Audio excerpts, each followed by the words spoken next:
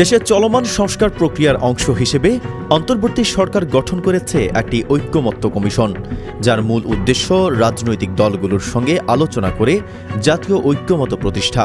এই কমিশন ৫টি খাতভিত্তিক সংস্কার কমিশনের মাধ্যমে মোট ৬৯১টি প্রস্তাব উত্থাপন করেছে। এসব প্রস্তাব নিয়ে দ্বিতীয় দফার তৃতীয় দিনের বৈঠক শেষে বিএনপি তাদের অবস্থান স্পষ্ট করে। বিএনপির স্থায়ী কমিটির সদস্য সালাউদ্দিন আহমেদ জানান, তাদের দল ৫০০টিরও বেশি প্রস্তাবে একমত হলেও ৭৩টি প্রস্তাবে আপত্তি জানিয়েছে। বিশেষ করে কিছু গুরুত্বপূর্ণ বিষয়ে দলের স্পষ্ট ভিন্ন মত রয়েছে। মঙ্গলবার ২২ এপ্রিল বৈঠক শেষে এসব তথ্য তুলে ধরেন বিএনপির স্থায়ী কমিটির সদস্য সালাউদ্দিন আহমেদ। বিচার বিভাগ সংক্রান্ত প্রস্তাবগুলোর বিষয়ে বিএনপি স্পষ্ট অবস্থান নিয়েছে। তাদের মতে রাষ্ট্রের সংজ্ঞায় বিচার বিভাগকে অন্তর্ভুক্ত করা উচিত নয়।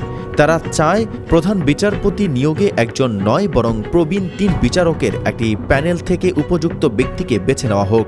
সালাউদ্দিন আহমেদ আরও বলেন, সুপ্রিম কোর্টের জন্য আলাদা সচিবালয় গঠন এবং জাতীয় পর্যায়ে একটি জুডিশিয়াল কাউন্সিল গঠনের পক্ষে মত দিয়েছে বিএনপি, যেখানে বিচারকদের দুর্নীতির বিষয়গুলো অন্তর্ভুক্ত রাখার প্রস্তাব তাদের। তবে সংস্কার কমিশনের বিচারকদের বয়স সীমা ৭০ বছর করার প্রস্তাব নিয়ে বিএনপি আরও আলোচনার দাবি জানিয়েছে। এছাড়া রাষ্ট্রপতি যেন প্রধানমন্ত্রীর উপর অতিরিক্ত নির্ভরশীল না হন, এই বিষয়টিও বিএনপির আলোচনায় গুরুত্ব পেয়েছে। সালাউদ্দিন জানান, রাষ্ট্রপতির অভিশংসনের ক্ষেত্রে ২ কক্ষ বিশিষ্ট সংসদে ২/৩ সদস্যের ভোটের প্রক্রিয়া চায় বিএনপি। তবে জরুরি অবস্থা জারির সিদ্ধান্তে জাতীয় সাংবিধানিক কাউন্সিলের সংশ্লিষ্টতার বিপক্ষে অবস্থান নিয়েছে দলটি।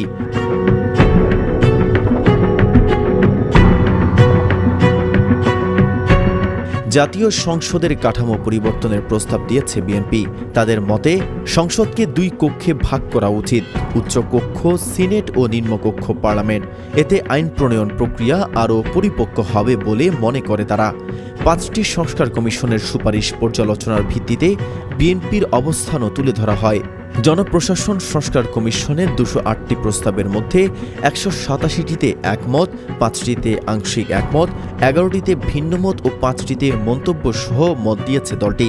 সংবিধান সংস্কার কমিশনের ১৩১টি প্রস্তাবের মধ্যে মাত্র ১৯টিতে একমত, বাকিগুলোর বেশিরভাগই ভিন্নমত বা সংশোধনী মন্তব্য রয়েছে তাদের।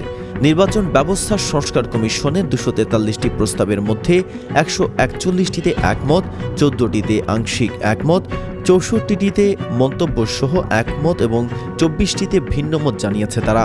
দুর্নীতি দমন কমিশন সংস্কার কমিশনের ২০টি প্রস্তাবে ১১টিতে একমত, ৮টিতে আপত্তি এবং ১টিতে সুপারিশ করেছে বিএনপি। বিচার বিভাগ সংস্কার কমিশনের ২৮টি চ্যাপ্টারের ৮৯টি প্রস্তাবের মধ্যে ৬২টিতে একমত, ৯টিতে মন্তব্য সহ একমত এবং ১৮টিতে ভিন্নমত জানিয়েছে দলটি।